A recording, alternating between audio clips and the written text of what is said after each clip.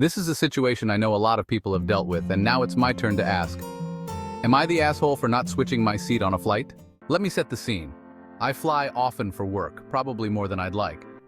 Over the years, I've learned a few tricks to make flying as comfortable as possible, and one of those is always booking an aisle seat. I'm a pretty big guy, about 6 feet tall and over 260 pounds, and sitting in a cramped middle seat for several hours is borderline unbearable for me. My company understands this and allows me to expense the small surcharge to choose an aisle seat, which on this particular flight was an extra $18. It's not much, but it's worth every penny to avoid feeling like I'm squeezed into a sardine can for hours. So there I was, flying home from a long, exhausting work trip. I'd been up since 5 a.m. for meetings and barely had the energy to function.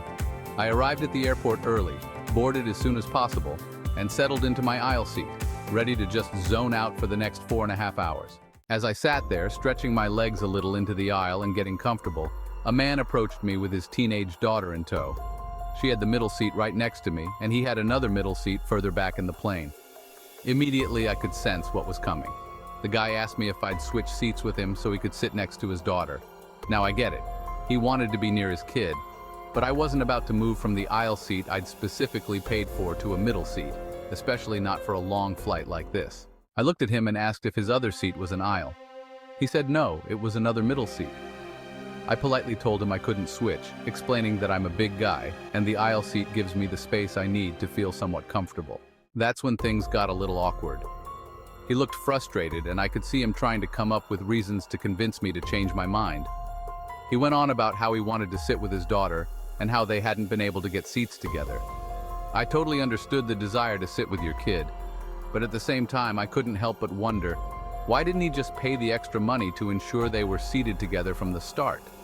It wasn't like he was traveling with a small child who needed constant supervision. His daughter was clearly old enough to handle herself on a flight. Then the flight attendant got involved. She asked me if I would mind switching, and I explained again that I simply couldn't be comfortable in a middle seat for such a long flight. I wasn't trying to be difficult, but I knew what I could and couldn't handle physically. The guy didn't look happy, but there wasn't much more to say. I wasn't moving. At that point, I could feel a few people around me giving me side glances, like I was the bad guy for not making the swap. But it didn't feel right to give up the seat I paid for, especially when this wasn't some emergency situation. I've traveled with my own wife and kids plenty of times, and I always make sure we book seats together, even if it costs a bit extra. It's just part of the deal when you travel with family, right? You plan ahead to make things as smooth as possible. In the end, I did what I needed to do for my own comfort. I took a prescription muscle relaxer, popped on my noise-canceling headphones, and zoned out for the rest of the flight, trying to ignore the lingering tension. The whole situation just stuck with me though, gnawing at me. I kept thinking, did he think I was some kind of creep because I wouldn't switch seats? I'm not. I'm just a guy who values his comfort on a long, cramped flight.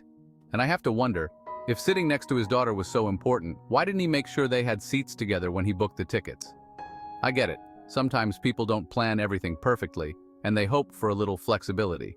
But it felt unfair to me that I was being put on the spot, expected to sacrifice my comfort for something that could have been prevented with a bit of foresight.